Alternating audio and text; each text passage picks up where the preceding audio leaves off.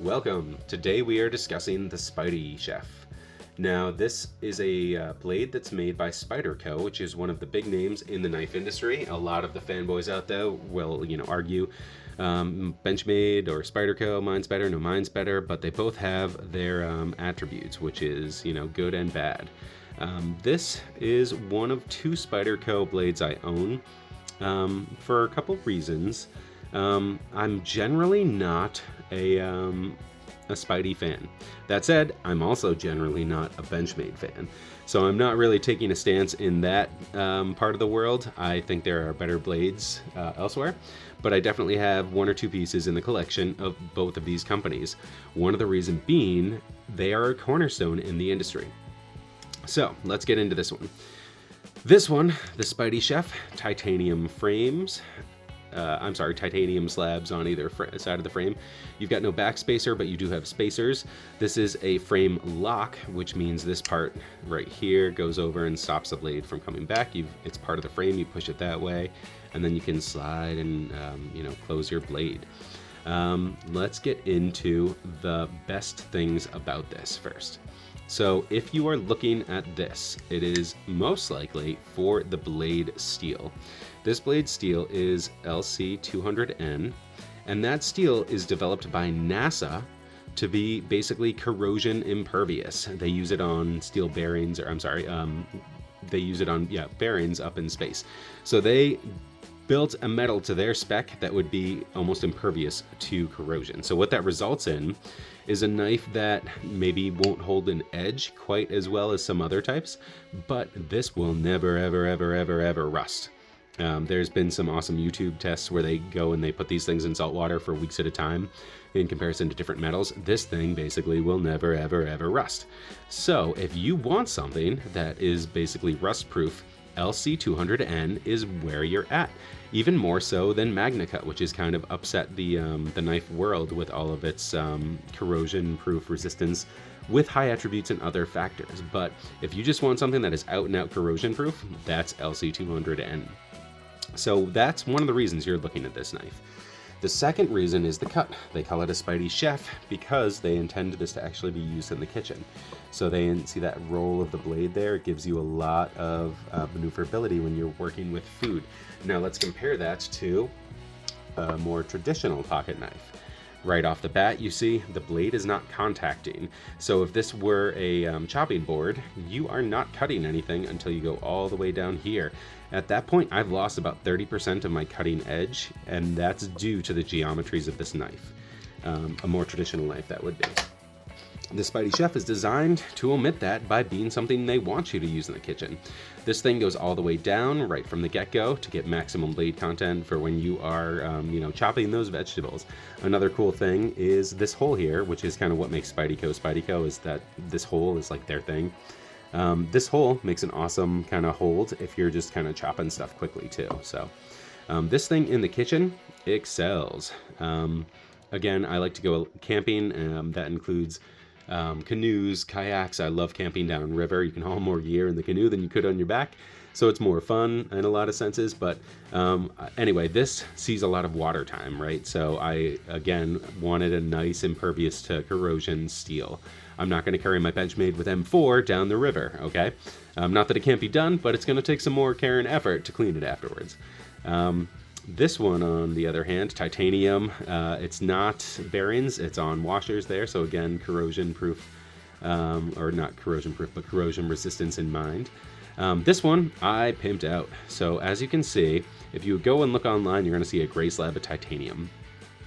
This one, I went ahead, I got titanium hardware and anodized hardware to kind of go along with the blue theme I was going for. You can see all around the pivot. I don't care for lanyards, so I plugged up this lanyard hole with an anodized piece of titanium there that was anodized to match. When you get it from the factory, it's going to have this more sparse kind of clip right here. That's literally just a wire clip. The clip is good for what it is. If you only care about utilitarian purposes, this clip is a great clip. It's totally fine, but I like going above and beyond in that sense. So I went on to Rip's Garage and got this awesome titanium, or Damascus I should say, Damascus clip that you can see has some different, like, there was a bunch to choose from. I actually went with this one because it had the tones of blue going into the gray down low.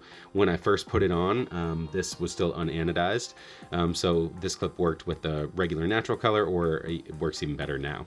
The anodization here is a home anodization job. I actually did this myself as a science project with my kids. And it came out really, really good. It came out nice and consistent. So if you're looking for something that is easy to customize, this is right down your alley, okay? You're gonna have a lot of options for aftermarket hardware, clips. It's easy to at-home ano. Let's talk about the downsides. So the downsides are, first off, this wonderful hole is awesome, but you can see that lock bar on the other side covers it up. So that omits me from really getting my finger in there to do, as I actually often call it, a Spidey flick. So let's go back to that other one, right? So this has that part there, so you can get your finger in there and you can flick that out nice with that hand. On this one, the lock bar prevents you from doing that. So it kind of prevents you from, like, you can, but it's not comfortable, it's not easy, you really have to dig in there. So that lock bar positioning kind of ruins an otherwise beautiful aesthetic and a little bit of functionality. Not a big deal, I'm a righty, even if you use this with this hand, like I'm, well versed in using my left hand anyway, but it's just one side that you can't really deploy it from. So that's kind of a little bit, frustrating, but in a utilitarian perspective, I guess they just didn't want to mill anything out further. And in that kind of utilitarian perspective, who knows, maybe they're going to argue for corrosion resistance. There's no internal lock bar. And what that means is that is just one slab of titanium. Titanium is a wonderful metal, but it's a little bit soft and malleable compared to other things like stainless steel. So a lot of knives will have an additional, I'm trying to see if you can see that in there. Oh wow, I gotta get a Q-tip and clean that. A lot of knives will have an additional piece of steel here that kind of takes the weight of everything off of the titanium and puts it on a harder steel. So you get less deformation over time. So what that means is that this is, at that price point, a lot of other competitors that aren't American made would have included an extra component there. This one did not. Like I said, you could argue that's for corrosion resistance, right? So maybe there's that going for it. But that was just one thing that was a little bit disappointing for a knife at this price range. It is super, super thin, so that could be a plus or a minus.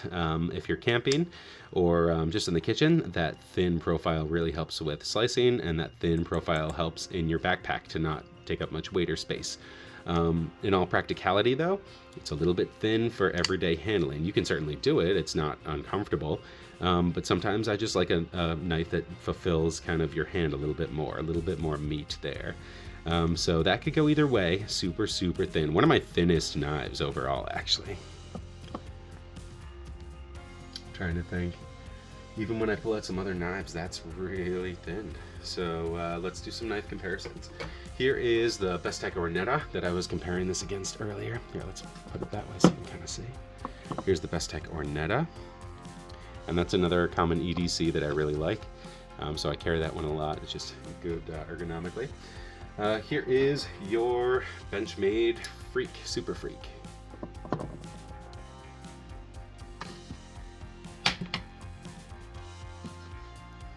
So you can see it's definitely smaller, the Spydie-Chef. It's very, very thin, which it's definitely an attribute that you could be wanting or you could be finding lackluster. But overall, this is a knife that I'm keeping around. First off, any good knife collection should have a Spyder-Co and a Benchmade in it. If you're a knife collector, that's just kind of, those are pinnacles and cornerstones of the industry. You should probably have one of those so you know what you're comparing things to. In that sense, there are maybe other Spydie-Cos that I might find a little bit more appealing for ergonomics or for the Spidey flick like we were talking about. But what draws me to this is the steel, that LC200N, and that really corrosion-proof, good in the kitchen, which is actually what I got this basically for, to go camping down a river and have a nice pocket knife that I can take out, not have to worry about rust, and then just chop some veggies. And this thing rocks at what it does there.